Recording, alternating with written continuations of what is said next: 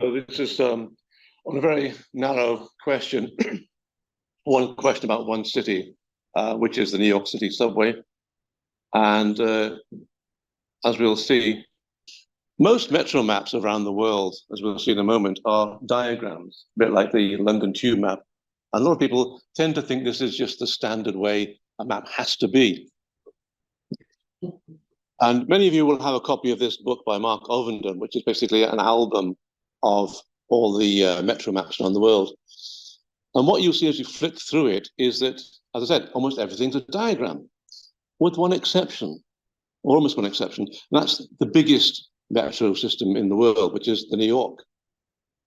And so that raises the question of why does New York have a geographic map rather than a diagram? And there are lots of speculations on the internet and media as to why that should be, that maybe New Yorkers can't handle a diagram, or they're just too rebellious to want to go through any kind of system. But the answer is actually a bit more prosaic than that. So I want to look through the past 120 years of history of the New York subway. Each inch is one decade, going from 1904 when the subway opened to the present time. And there was a period when it was a diagram from 1958 up to 1979. I refer to these as the diagram decades, when the New York submap was indeed, it was inspired by London, and it was a diagram for that period of time. And then it did something that very few cities did. It flipped back to being geographic again. And that's a bit of a puzzle, which again, there's urban myths and stories as to why New York went back to being geographic, having enjoyed the pleasures of being a diagram.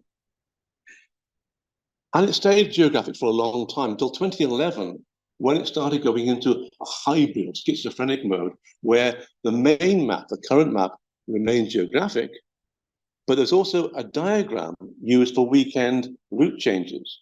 So now when you go to New York, you will see two kinds of maps. And it's a bit confusing, because which is the true map? Well, they're both true maps, and they've been created for different purposes.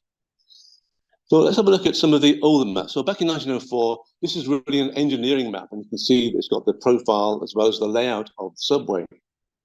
And this was the popular map put into many newspapers and publications when the subway system opened.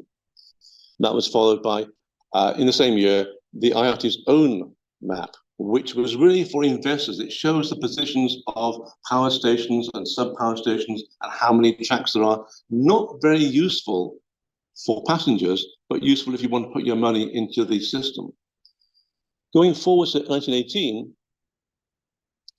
we have the first map actually intended for passengers. This was put on the walls of subway stations, and it's beginning to go a little bit diagrammatic because it lost the street plan, but it shows you geographically where the lines are. It hasn't been schematized.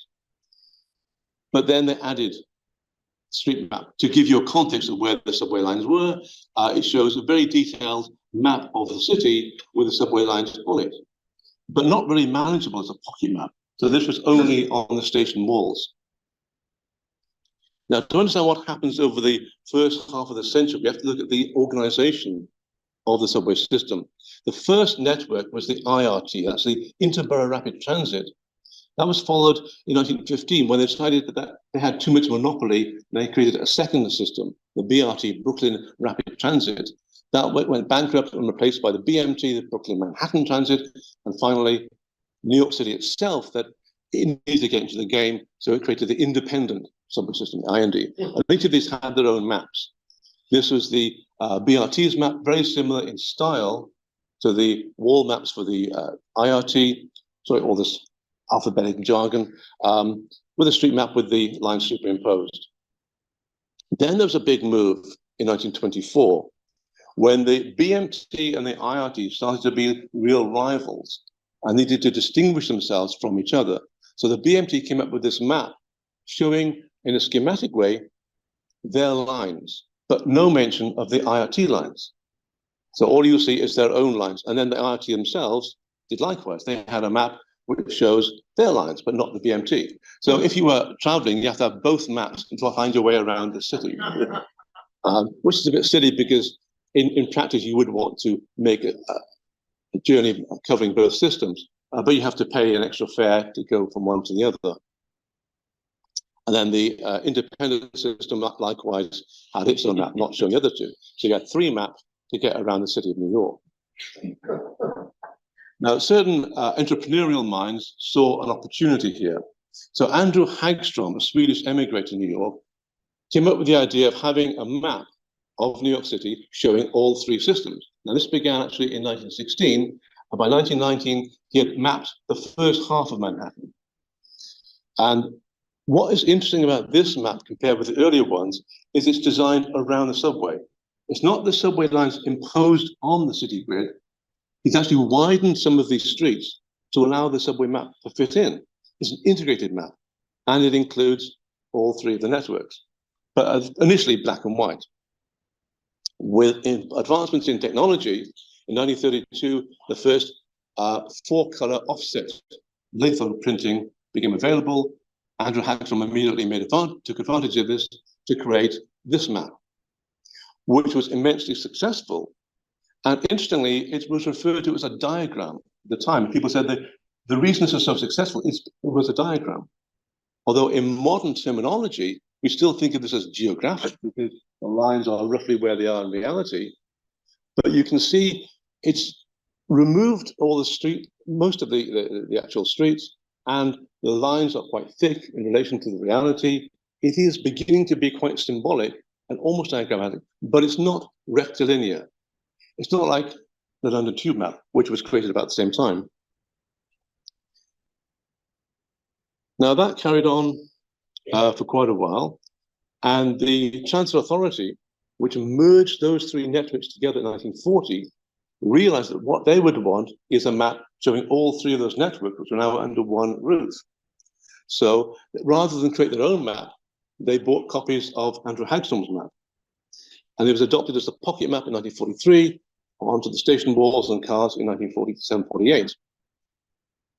And that carried on until 1958. So that was a period when the Hagstrom map dominated New York. Everybody regarded this as the definitive map of the subway system. It showed all 3 of the networks under one roof and was visible in the subway stations, the subway cars, handed out as pocket map in the token booths. But it came to an end, and then we have the beginning of the diagrammatic period. This German emigre spent some time studying with Eric Gill in England, and while he was there, of course, went to London as a young kid of 17. Why wouldn't he spend a lot of time in London? Exciting place. And there he fell in love with the London Transport wayfinding system, signage, the map. He regarded Henry Beck's map of the London Tube as the cartographic equivalent of the Sistine Chapel. This was perfection. And he went to New York, emigrated there in 1940, and horrified by the chaotic symbolism. All of the signs were based upon the original 3 networks. The map did not really tell you how to get from A to B unless you actually knew what the service patterns were. So the main means of navigating was through oral culture. You ask somebody else on the train how to get from A to B. So he set about creating a prototype map, and in fact, he wanted to change the entire nomenclature to something more similar to Berlin or London. And he hand drew this map, which shows, first of all, it's rectilinear. You've got the horizontal, vertical, and diagonal lines. But also, he wanted to change the colors and nomenclature to be based upon the trunk. So each trunk in Manhattan would have its own color and then branching out. The Transit Authority said, no, we don't want to make that big a change yet, if ever. It costs money. But they said, okay, we will let you do a diagram.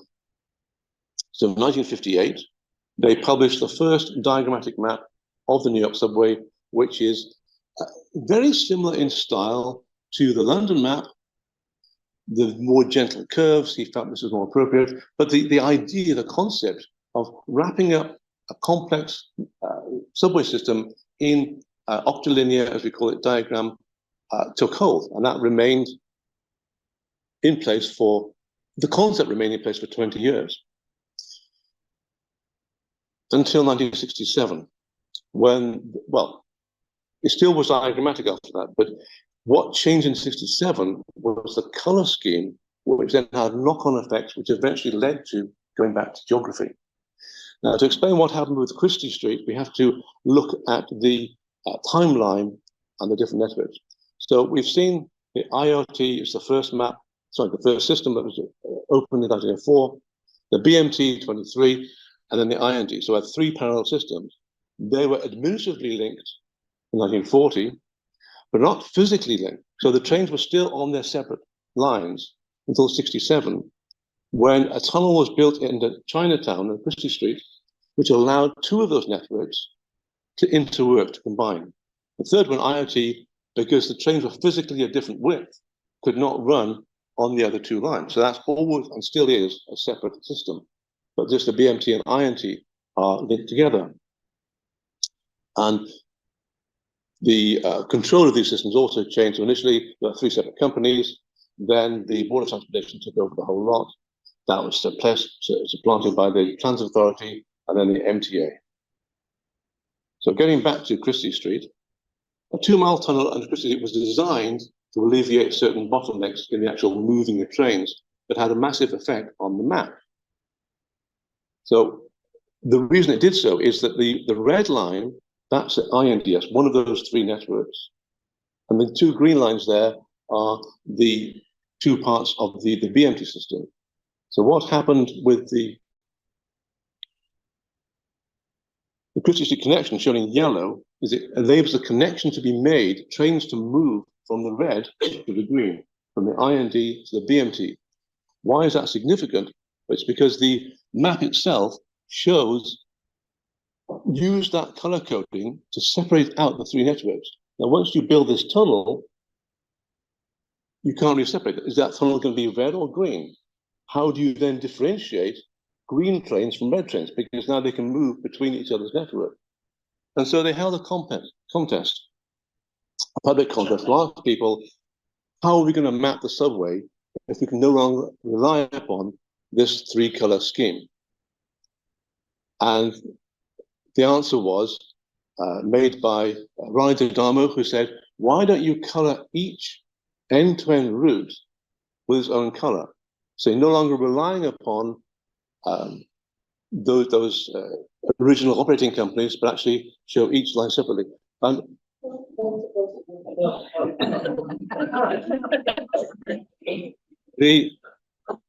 this is actually a reconstruction of a color photograph of an old map, which Reka very kindly digitized into Illustrator. So the instructions from the Transit Authority is that they wanted to have a geographic map that enabled clarity about the routes. So Raleigh followed the instructions and said the only way you can get all that information about different routes is by having colored blocks. So you can see that each color is one particular end-to-end route. So the green is going to go from one place to another place, yellow from one place to another place, and so on. And to compress this into the Manhattan Island, which is very narrow, he said, why don't you just have blocks of color?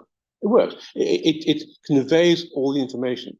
The main problem with it is registration. If you're printing this on a piece of paper, it's very difficult to get all of those colors not merging together. And what actually happened was they drew them side by side.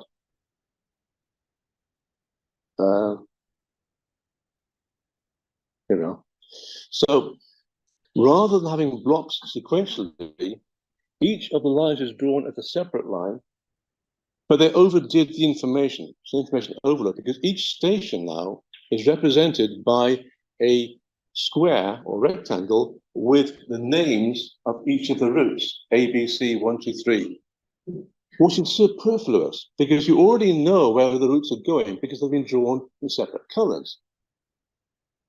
And each of the routes we see here listed, each route has got its own color, indicated by a roundel, and then double indicated by those little station blocks. This was not a great success. Initially, it was a big problem because the signage in the stations didn't match the new map.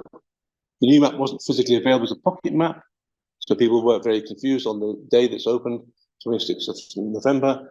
And it really, although the tunnel itself made a big change in the speed with which trains could go through the system. It removed the bottleneck. It created confusion in wayfinding. So shortly afterwards, 1970, they hired Unimark, a very posh design company that had just started in New York. They'd already done some work on signage, and they asked Unimark, can you clean up this map? Can you do a diagram which is better than what this multicolored one is?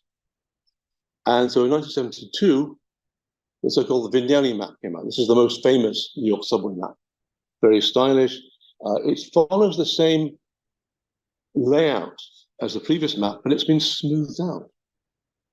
He's following a method of which he called no stop, no dot, no stop.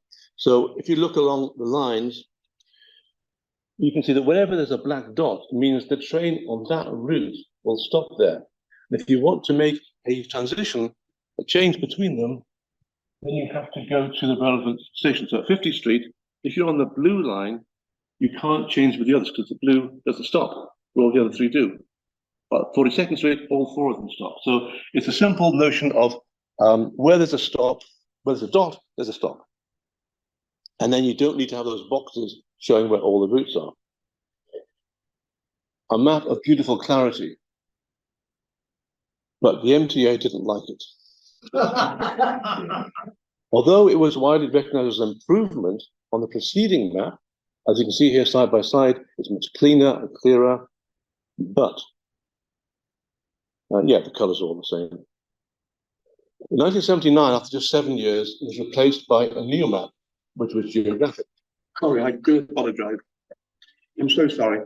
And there's a great deal of speculation as to why that beautiful diagram was jettisoned and replaced by something going back to the 1950s, a geographic map. So after the fall of the Vignelli map, a narrative began to circulate that the map had been sunk by the collective wrath of the subway riders. Many people are convinced that the New Yorkers hated that map. But the documentary evidence indicates the opposite, that riders actually loved the map, but the MTA wanted something different. So why this seems to be an urban myth that the subway riders got rid of the map? First of all, they had already been using a diagram map for 15 years, going back to 58. So it wasn't as if this is a new thing, a new concept of having a diagram. They were already used to using a diagram. Secondly, the MTA was earning $35,000 a year by selling knickknacks, shirts, boxer shorts, tote bags, using the Vignelli map, which means people liked it. And there are very few actual written complaints. I've scanned through the newspapers of the time, through the archives of the subway system. Very few people actually complained about the map. They complained about the dirtiness of the system, the lateness, the rudeness of motormen, not about the map. There was no upwelling of resentment against the map. That is, I believe, an urban myth. So, first of all, how did that myth start? Well, the earliest publication I can find is after the Vignelli map had gone. We have the new map. Mark Tribe wrote, in response to user complaints, the Vignelli map has been suspended by a new map, superseded by a new map. Well, I asked him a few years ago why he wrote that. What was his evidence for saying it was the users who got rid of it? He said, well, public reaction could have caused the actions of the MTA. Otherwise, why would they change the map? There had to be a reason for the action, some source for the information. So in other words, the MTA didn't say why they were getting rid of the Vignelli map. They just did it. And people were left to speculate and guess as to what the reason was. This idea came up, went to circulation, gone to the New York Times, into books. And now, if you read the subject, you say, oh, well, everybody knows the Vignelli map was thrown away because of user reaction. No, it wasn't. That was just an urban myth that came up. So why did the MTA dump this beautiful map? It was a top-down decision rather than a bottom-up. In '68, when the MTA was formed on top of the Transit Authority, William Ronan was the chairman of the MTA. And he loved the idea of the map. He was into modern art. The map, for him, showed the Transit Authority as a modern organization.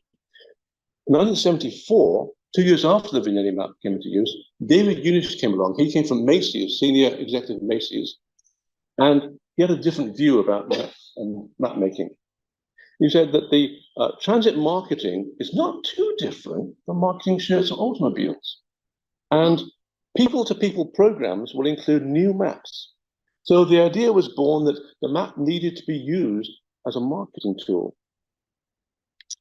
William Allison reported to David Eunice, the chairman, created a new marketing department for the first time, and Claire McCarthy, the director of marketing, tapped into what was an emerging field of transit marketing. The first national conference on transit marketing was held in '75, and over the next few years, a philosophy arose which was summarized in this document, that the map is a marketing tool primarily. So the conclusions in the UMTA report is that system maps should have these primary goals. Number one, to promote ridership in general and increase off-peak ridership. Number two is helping people find their way around. So the main purpose of the map is no longer to navigate the system, but to get people bums on seats. So David Eunice hired another guy from Macy's, Fred Wilkinson. He started the work of actually replacing the Vignelli map. He created the subway map committee to find a replacement for the Vignelli map. And meanwhile, the MTA hired a guy called John Toronak to create this user guide, this tourist guide to New York, which had a new map, the first MTA-sponsored geographic map of the subway system, to help people find their way around tourist attractions within New York on the subway. And this was done in time for the bicentennial. That map was then used as the prototype for the work of the committee, which John Toronak took over. And by the way, you can see one of the few ladies involved, as Elizabeth Bagent would be interested in. This was exhibited to the public, and people said, we love the geography, we love seeing where the subway is in relation to the city, but we don't like all this single color. The problem that John faced is, how do you get all those lines into Manhattan, which is a very narrow island? We saw earlier that when that 67 map was produced, each route was a separate line. That takes up a lot of space. So his idea was, let's use trunks. So each trunk going down Manhattan will be represented by a single line, which at first had to be red. So in this map, each line is red, because it would cost money to recolor all the lines. You have to change the signage, change the train, and there wasn't the money. The city was almost bankrupt in the mid-70s. And then in '78, the federal government came to the rescue, gave hundreds of millions of dollars to New York, and said, great, now we can afford to change the colors. We can replace all the signage, replace the displays on the subway cars. And so it became possible to have a new trunk color scheme. So it became possible to have a geographic map and combine all the information about the different routes into the narrow island of Manhattan. And so you have this beautiful design by Nobis Ceresi, graceful curves. You will see that each route is shown by now a little roundel. So 2 and 3 are on that line, B and B on that one, and they're indicated by the roundels rather than each block showing the stations, the things stopping the stations, and without having to draw each line separately. And that lasted a very long time. In fact, until now, that is still a very close version of this. Is still the official map in New York that you will see on the station walls. But in 2011, a strange thing happened. They wanted to show more clearly the works being done on a weekend when certain lines might be taken out of service. And they started fiddling around with the geographic map, seeing how could you add extra lines or some indication that this line, B line, is going to be closed on the weekend. And then someone said, well, why don't we go back to the 70s, go back to Massimo Vignelli's map, which shows each line separately, and then you can gray out the ones that are closed. And so the Vignelli map was reborn. And that is the digital version. It's using the same colors as Toronak's map, but each route is shown differently, separately. And you can see that here, the J, where it's been ghosted out, it's not running on that weekend. And the Z next to it is not running at all. And so this became a way to clearly show graphically, rather than in written text, what was happening on a weekend. So that was the impetus to move away from the geographic map that had been there for a whole generation, back to a diagram.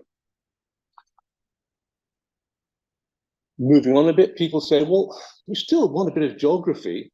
So now they have this customer information center where there is a local area map, a bus map, a geographic map with a subway on it, and a diagram. But at the same time, they've still got the John Tornak geographic map. So there's 5 maps. In fact, no, there's 6, because they also have electronic displays showing the map, but the resolution of that isn't as good as a printed map. So then a version of the Tornak map with reduced resolution to fit onto the screen. So there's 6 different maps at the same time. And that is the map as it was in 2021. Things are still moving forward with the system, and we now have the Go diagram rather than the Weekender, which is this, which is circulated by email to interested parties every fortnight to tell you what's happening in terms of lines being down and diverted. When we zoom in, the same concept as Vignelli back in the 70s, using the format color scheme, but with more information loaded onto it, which some people feel is a bit clutter. People say it's very useful to have all that extra information. So that is now the diagrammatic part of the split personality of the subway. We have the geographic map and the diagram. So in conclusion, what has happened over the past 120 years, if you start off with the geographic maps of the various listed companies, then Andrew Hagstrom moved them together into one single geographic map. And for 2 decades, we have a diagram, forms, and then we have the geographic map 79, which is introduced for marketing purposes until 2011, when we continue that geographic map, but we also have a diagram. Now, what's going to happen in the future is anyone's guess. There are different opinions within the MTA as to whether they should go wholesale back to diagrams or stay in this hybrid situation. There are strongly held views on both camps. So I'm not going to speculate as to what's going to happen. Thank you.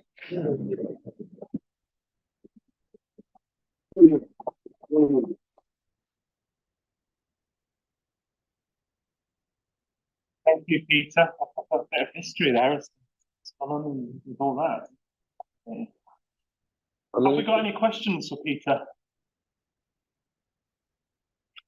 To what extent do you think a good map can fix a badly organised system? Well, they asked the cartographer this back in the 60s. They sent the proposed map to this genuine cartographer, not a subway guy. And he said, look, the whole system is drenched in insanity. You cannot get a usable map for the system.